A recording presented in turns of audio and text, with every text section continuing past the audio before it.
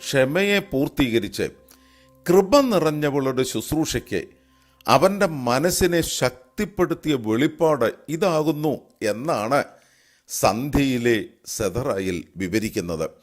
അതുപോലെ തന്നെ യൗസേപ്പിന് ലഭിച്ച വെളിപാടിൻ്റെ യൗസേപ്പിനെയും മറിയാമിനെയും ഭാര്യ ഭർത്താവ് എന്നാണ് വിശേഷിപ്പിക്കുന്നത്. അത് യഥാർത്ഥത്തിൽ പരിശുദ്ധ കന്യക മറിയാമും യൗസേപ്പും തമ്മിൽ വിവാഹബന്ധം ഉണ്ടായതുകൊണ്ടല്ല, മറിച്ച് വിവാഹ നിശ്ചയം നടന്നതുകൊണ്ടാണ്. പലരുടെയും കാഴ്ചപ്പാടിൽ ഭൗതികമായ തലത്തിൽ പിതാവായ യൗസേപ്പ് പരിശുദ്ധ കന്യക മറിയാമിനെ ഭാര്യയായി സ്വീകരിച്ചുവെന്ന തെറ്റായ ധാരണയുണ്ട്. എന്നാൽ വേദപുസ്തകം പഠിപ്പിക്കുന്നത്, സഭയുടെ പാരമ്പര്യം ഓർമ്മിപ്പിക്കുന്നത് അങ്ങനെയല്ല. അവൾ പുത്രനെ പ്രസവിച്ചതിന് ശേഷവും കന്യകയായി നിലകൊണ്ടു. നിത്യകന്യകയായ പരിശുദ്ധ കന്യക മറിയാമും യൗസേപ്പും തമ്മിലുള്ള ബന്ധം ഭാര്യ-ഭർത്തൃ ബന്ധമല്ല. എന്നാൽ വേദപുസ്തകം ഭാര്യ എന്നും ഭർത്താവെന്നും പറയുന്നതിനൊരു കാരണം, വളരെ പ്രധാനപ്പെട്ട ഒരു യഹൂദ പാരമ്പര്യമുണ്ട്. യഹൂദ പാരമ്പര്യത്തിൽ വിവാഹ നിശ്ചയം കഴിഞ്ഞാൽ ആ വിവാഹ നിശ്ചയം കഴിഞ്ഞിട്ടുള്ളവരെ ഭാര്യ എന്നും ഭർത്താവെന്നും വിശേഷിപ്പിക്കുന്നുണ്ട്. ഉൽപ്പത്തി പുസ്തകം 29-ാം അധ്യായം 21 മുതലുള്ള വാക്യങ്ങളിൽ റാഖേലിനെ പിതാവായ യാക്കോബിന്റെ ഭാര്യയായിട്ടാണ് വിവാഹ നിശ്ചയം കഴിഞ്ഞ സന്ദർഭം മുതൽ തന്നെ വിശേഷിപ്പിക്കുന്നത്.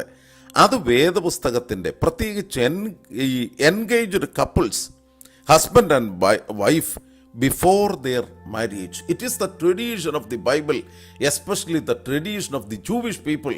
യഹൂദ സമൂഹത്തിൻ്റെ പാരമ്പര്യമായിരുന്നു. അതുകൊണ്ടാണ് വിശുദ്ധനായ മത്തായി ശ്ലീഹായും ലൂക്കോസ് എവൻഗേലിയോസ്തായും ഒക്കെ വിശദീകരിക്കുമ്പോൾ ഭാര്യ ഭർത്താവ് എന്ന വിശേഷണം ഉപയോഗിക്കുന്നത്.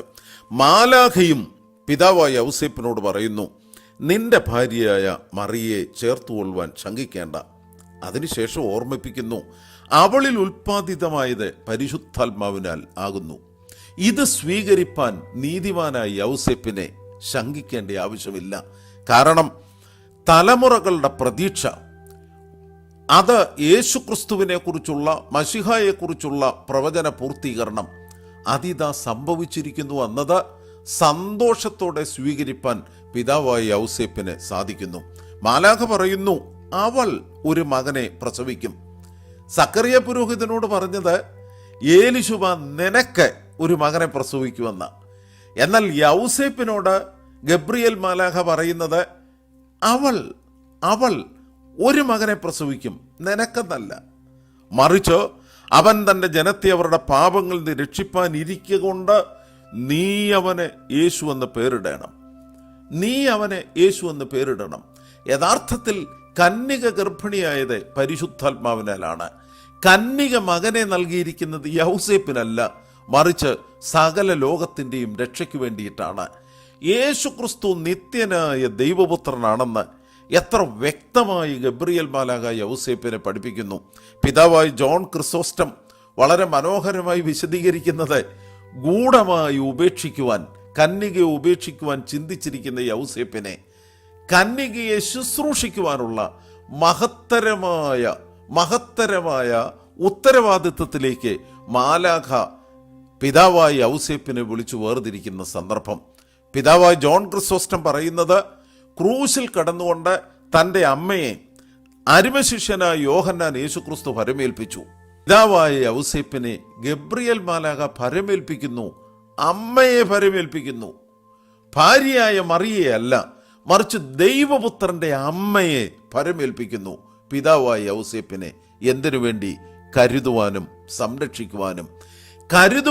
സംരക്ഷിക്കുവാനുള്ള മഹത്തരമായ ശുശ്രൂഷയിലേക്ക് ദൈവപുത്രന്റെ ഈ ലോകത്തിലെ പൈതൃകം, ആ പൈതൃകം പിതാവായ യൗസേപ്പ് ഒരു വളർത്തുപിതാവെന്ന നിലയിൽ സ്വീകരിച്ചുകൊണ്ട് അമ്മയെയും ദൈവപുത്രനെയും ശുശ്രൂഷിക്കുവാനുള്ള മഹത്തരമായ രക്ഷാകര പദ്ധതിയുടെ പങ്കാളിത്തത്തിലേക്ക് പിതാവായ യൗസേപ്പിനെ വിളിച്ചു വേർതിരിക്കുന്ന സന്ദർഭമാണ് യൗസേപ്പിന്റെ വെളിപ്പാടിന്റെ മനോഹര സംഭവം.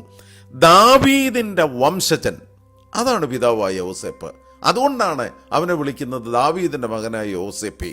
ദാവീദിന്റെ വംശജൻ ദാവീദ് പുത്രനെ സ്വന്തം ഭവനത്തിൽ ഏറ്റെടുത്ത സന്ദർഭം, അതാണ് യഥാർത്ഥത്തിൽ അതാണ് യഥാർത്ഥത്തിൽ പിതാവായ യൗസേപ്പിനുണ്ടായ വെളിപാടിൻ്റെ ശരിയായ സാങ്കത്യം. അനുഗ്രഹിക്കപ്പെട്ട ദൈവമക്കളെ, ഞാൻ ഓർമ്മിപ്പിച്ചതുപോലെ ഈ കൊട്ടാരത്തിൽ ആരുമില്ല. എന്നാൽ രണ്ടാമതൊരു സത്യം യൗസേപ്പിന് വെളിപ്പെടുന്നു. വാതിലടച്ചിരിക്കുന്നതായ പ്രാർത്ഥന. അതിൻ്റെ രണ്ടാം ഭാഗം പറയുന്നത്, മറിയാമിനെ വ്യഭിചാരിണിയെപ്പോലെ കണക്കിട്ട് അവളെ ശാസിച്ചു കൊണ്ടിരുന്ന യൗസേപ്പ് വെളിപ്പാടിൻ്റെ ശേഷം സങ്കടത്തോടെ അവളോട് മാപ്പപേക്ഷിക്കുകയും അവളെ ശുശ്രൂഷിക്കുകയും ചെയ്തു. സങ്കടത്തോടെ മാപ്പപേക്ഷിച്ചു, അവളെ ശുശ്രൂഷിച്ചു. എത്ര മഹത്തരമാണ്. നമുക്കൊക്കെ ചിലപ്പം ചില സന്ദർഭങ്ങളിൽ അറിവിൽ നിന്ന് തിരിച്ചറിവിലേക്ക് നമ്മൾ വരും. എന്നാൽ തിരിച്ചറിവ് കൊണ്ട് അവസാനിക്കുക. ഇത് പിതാവായ യൗസേപ്പ് ശരിയായ മാർഗദർശനം നമുക്ക് നൽകുന്നത്.